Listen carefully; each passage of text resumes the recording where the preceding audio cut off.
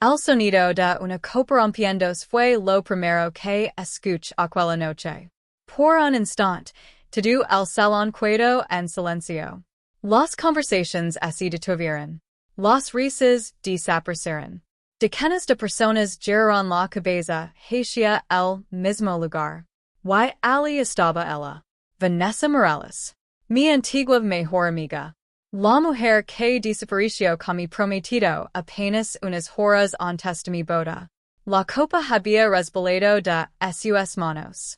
El vino tinto se extendía sobre la alfombra mientras ella me observaba como si hubiera visto un fantasma. Y, sinceramente, casi miré. No porque fuera gracioso, sino porque, 8 años atrás, yo habría dado cualquier cosa por verla perder el control delante de todos. Pero para entender por qué aquella escena era tan importante, tengo que regresar al principio. Al día en que pensé que mi vida había terminado. Era septiembre de 2018. Tenía 40 años y estaba a punto de casarme con Daniel Herrera. No era una relación impulsiva ni un romance adolescente. Era el tipo de amor que crees que durar para siempre. Llevábamos casi 4 años juntos. Daniel era encantador. Siempre tenía las palabras correctas. Hacía sentir especial a cualquier persona que conociera. En aquel momento, yo veía eso como una verdad. Ahora sé que también era una advertencia. Todo estaba listo para nuestra boda. La iglesia estaba reservada. La recepción estaba pagada.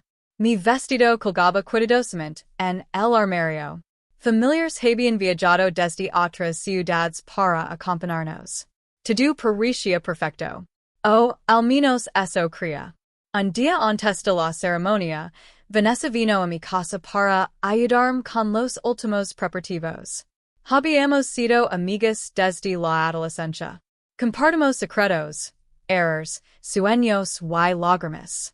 Yo confiaba en ella más que en muchas personas de mi propia familia. Pasamos la tarde organizando mesas, revisando listas y hablando sobre el futuro. Daniel apareció después del trabajo. Me besó en la frente. Bromeó sobre lo caro que era casarse. Luego se marchó. Nada parecía extraño. Nada parecía fuera de lugar. Si alguien me hubiera dicho que ese sería el último momento normal de mi antigua vida, jamás lo habría creído. A la mañana siguiente desperté antes del amanecer. Era mi gran día. Prepare café. Mirar por la ventana. Sentía nervios, emoción y felicidad. Todo lo que una novia debería sentir. Pero a las 8 de la mañana ocurrió algo extraño. Daniel no respondía mis mensajes. A las 9 tampoco contestó mis llamadas. A las 10, una sensación incómoda comenzó a crecer dentro de mí. La ceremonia estaba programada para las 2 de la tarde. Los invitados ya empezaban a llegar. Los floristas estaban decorando la iglesia. Y nadie sabía dónde estaba mi prometido. A las 11:37 de la mañana, mi teléfono vibró. Recibí un mensaje. Solo una frase. Una frase que destruyó todo lo que había construido durante 4 años. Lo siento, Clara. No puedo hacerlo. Nada más. Sin explicación. Sin llamada. Sin despedida. Solo esas palabras. Y segundos después, estaba a punto de descubrir una verdad mucho peor. Durante unos segundos, me quedé mirando la pantalla de mi teléfono. No podía creer lo que estaba leyendo. Pensé que era una broma. Un error. Un ataque de pánico de último momento. La gente suele asustarse antes de una boda, ¿verdad? Intenté llamarlo inmediatamente. Una vez. 2 veces. 5 veces. Nada. El teléfono iba directo al buzón de voz. Mi corazón comenzó a latir cada vez más rápido. Intentaba convencerme de que todo tenía una explicación lógica. Pero entonces la puerta de la cocina se abrió. Era mi prima Laura. Su rostro estaba completamente pálido. lavaba su telefono en la mano. Y la expresión de sus ojos mi hizo entender que algo terrible estaba ocurriendo. Clara, tienes que ver esto. Tomé el teléfono. Y sentí que el mundo desaparecía bajo mis pies. Era una fotografía publicada en redes sociales apenas unos minutos antes. En la imagen aparecen Daniel y Vanessa juntos. Muy juntos. Sonriendo. En una estación de servicio a las afueras de la ciudad. Con varias maletas en la parte trasera de un automóvil. Como si estuvieran comenzando un viaje. Como si fueran una pareja. Como si yo nunca hubiera existido. Recuerdo haber dejado caer mi teléfono. Recuerdo a mi tía llorando. Recuerdo voces alrededor de mí. Pero la mayoría de los detalles asombrosos. El dolor tiene una forma extraña de destruir los recuerdos. Todo parecía una pesadilla. Sin embargo, mientras mi corazón se rompía, la vida seguía avanzando. Los invitados continuaban llegando. Los proveedores seguían llamando. Las facturas seguían existiendo. Y yo tenía que enfrentar la humiliación más grande de mi vida. Pasé horas llamando a familiares y amigos. Repitiendo la misma explicación una y otra vez. No, la boda no se había pospuesto. No, Daniel no estaba enfermo. No, todo no estaba bien. Cada llamada era una nueva herida. Cada conversación me hacía sentir más pequeña, más avergonzada, más destruida. Lo peor fue descubrir que muchas personas ya habían escuchado rumores. Algunos incluso sabían más que yo. Mientras yo planeaba una boda, Daniel y Vanessa levaban mis vindos en secreto. Misis. Esa palabra me perseguía cada noche. Misis de mentiras. Misis de engaños. Misis de falsas promesas. Después de aquel día, mi vida cambió por completo. Tuve que vender la casa porque no podía mantenerla sola. Cancelé planes. Perdí amistades. Y durante mucho tiempo dejé de confiar en las personas. Cada jueves asistía a terapia. Al principio solo lloraba. Después comencé a hablar. Y poco a poco entendí algo importante. Daniel y Vanessa me habían roto el corazón. Pero no podían destruir mi futuro. La recuperación fue lenta. Muy lenta. Hubo días en los que apenas podía levantarme de la cama. Pero seguí adelante. Paso a paso. Mes tras mes. Año tras año. Hasta que decidí construir algo propio. Algo que nadie pudiera quitarme. Fue entonces cuando nació mi empresa de organización de eventos. Pequeña al principio. Modesta. Sin grandes recursos. Pero completamente mía. Y sin darme cuenta, mi vida comenzó a cambiar. Lo que no sabía era que 8 años después, el destino iba a reunirnos nuevamente. Y aquella reunión cambiaría todo. Porque Daniel y Vanessa estaban convencidos de conocer el final de mi historia. Pero estaban a punto de descubrir que apenas habían visto el primer capítulo. La invitación llegó una tarde cualquiera. Era para la reunión de antiguos alumnos de la escuela. 30 años desde nuestra graduación. Cuando six el sobre, mi primera reacción fue tirarlo a la basura. Y eso fue exactamente lo que hice.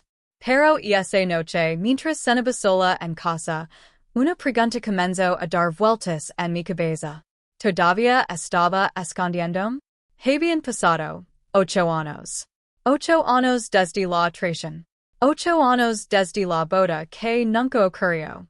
Y aún así, la idea de encontrarme con Daniel y Vanessa seguía afectándome. Aquello me molestó más que la reunión en sí. Así que saqué la invitación de la basura. Y compré el boleto. Durante las semanas siguientes, me arrepentí varias veces. Pero cuando llegó el día, decidí presentarme. Aunque tuviera miedo. Aunque fuera incómodo. Aunque tuviera que enfrentar fantasmas del pasado.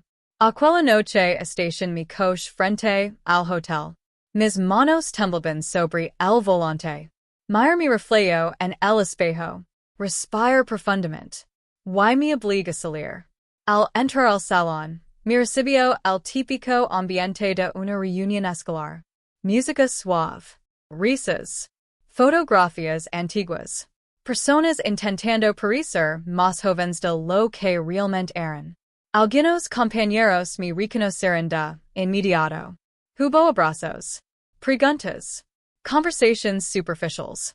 To do parecía normal. Por primera vez en mucho tiempo, comienza a relajarme. Quizás había exagerado mis miedos. Quizás Daniel y Vanessa and I siquiera asistirían. Quizás aquella noche sería más fácil de lo que imaginaba. Entonces las puertas del salón se abrieron. Y los six, Daniel y Vanessa, entraron caminando juntos, sonriendo, seguros de sí mismos. Como una pareja acostumbrada a llamar la atención. Vanessa llevaba un vestido elegante. Daniel parecía un hombre exitoso.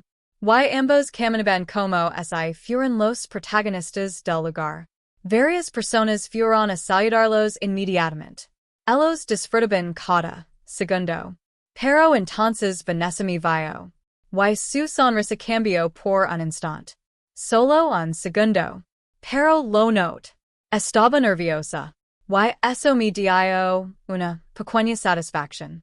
Poco después, Daniel se acercó. Clara, ¿cuánto tiempo? Sí, bastante tiempo. La conversación fue incómoda desde el principio. No porque no tuviera nada que decir, sino porque tenía demasiado que decir.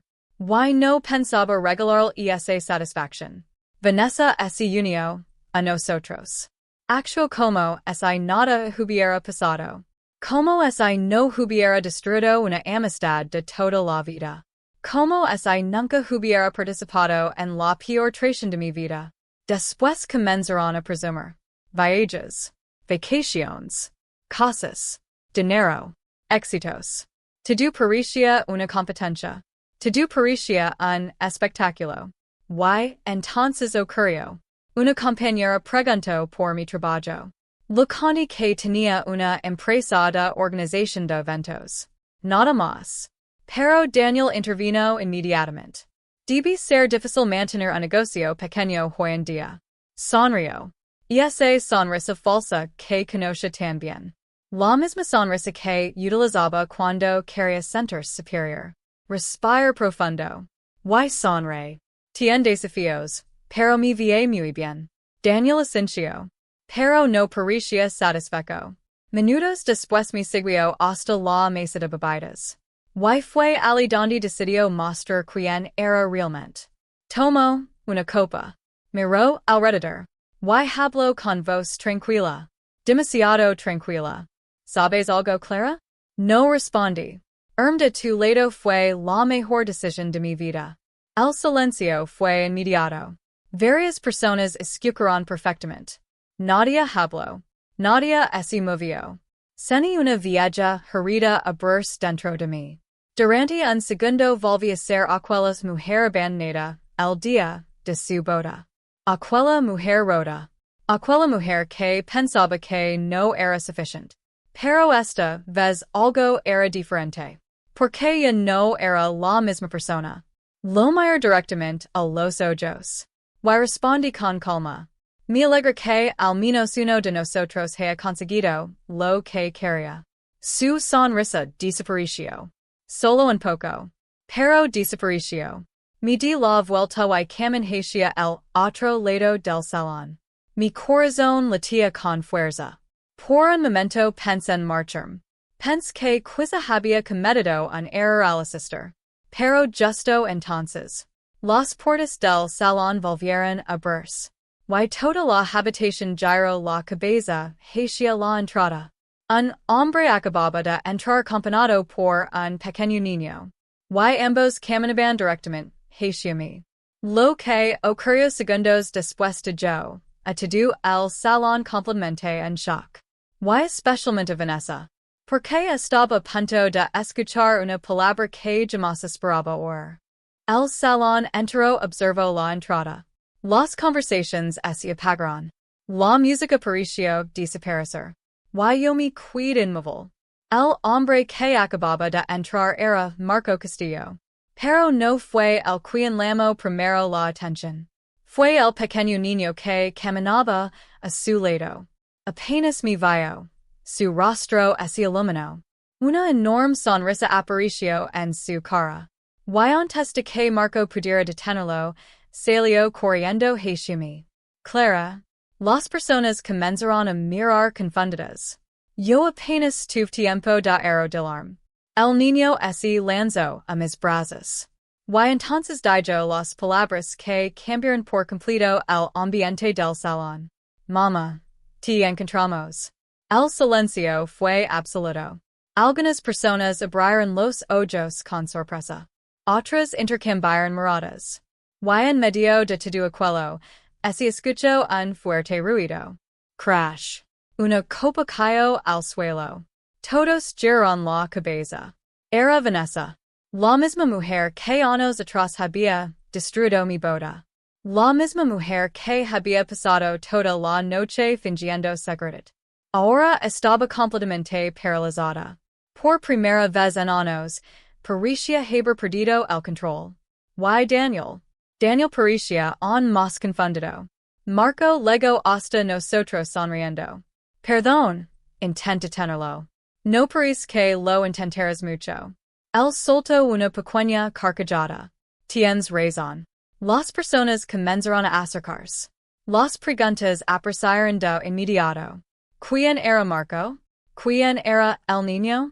¿Qué relación tenían conmigo? ¿Desde cuándo estaban juntos? Y por primera vez aquella noche, Daniel y Vanessa dejaron de ser el centro de atención. Ahora todas las miradas estaban sobre nosotros. Marco tomó mi mano con naturalidad. Sin presumir. Sin actuar. Simplemente porque quería hacerlo. Y eso marcó toda la diferencia. Porque años atrás yo había confundido las apariencias con el amor.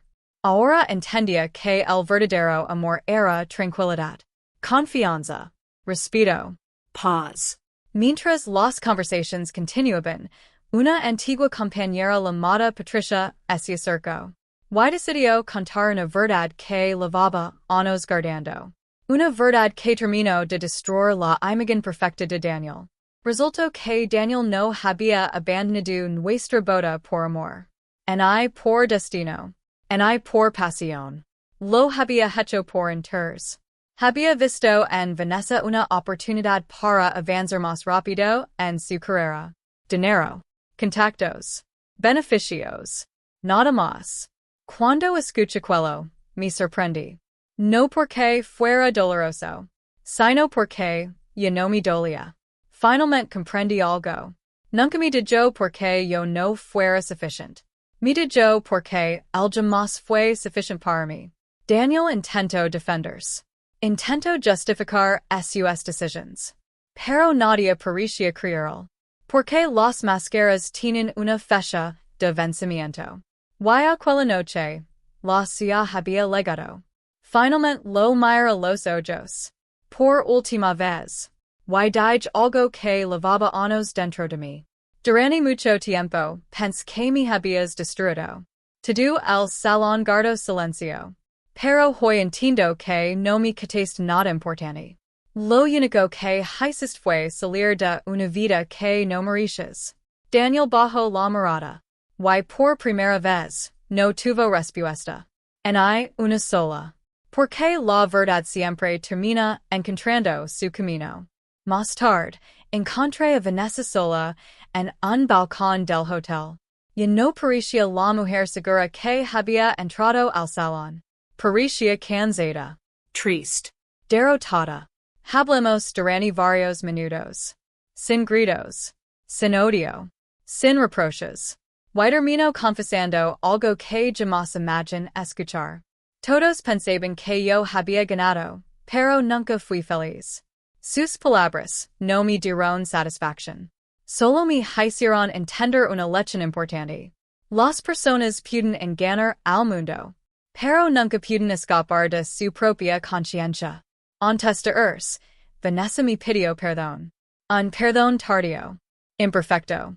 Pero sincero. Y por primera vez, sentí que podía dejar el pasado atrás. 6 meses después, mi vida era completamente diferente. Los fines de semana los pasaba junto a Marco y Leo, disfrutando de momentos simples. Partidos de béisbol. Desayunos tranquilos. Risas sinceras. Nada espectacular. Nada perfecto. Solo felicidad real.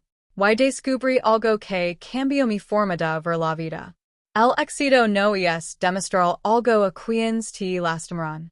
El éxito es construir una vida tan plena que ya no necesites pensar en ellos.